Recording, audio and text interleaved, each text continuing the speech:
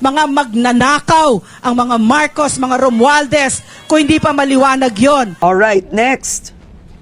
Ay, ano ko, nagalaw ko to. Pumili ka ng iba. Here. Yan, okay.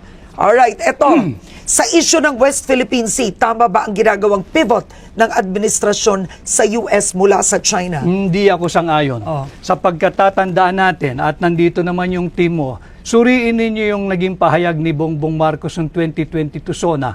Nung sinabi niya as regards our standing in the community of nations, that we shall be friend to all and an enemy to none. Nag-pivot ka na. Andito na tayo, kaaway na natin ang China dahil we are pursuing hindi na independent foreign policy, kundi interest na ng Estados Unidos ito eh. With the proliferation of US military bases. Yung EDCAng yan, US military bases yan eh. But that's not a US military base. EDCA is not. No, they call it EDCA, pero nandoon na yung mga Article 18, Section 25 of the Constitution.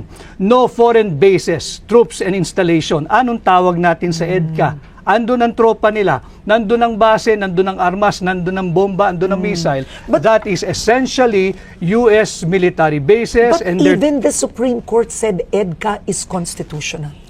Pero nandirito na sila, Karen.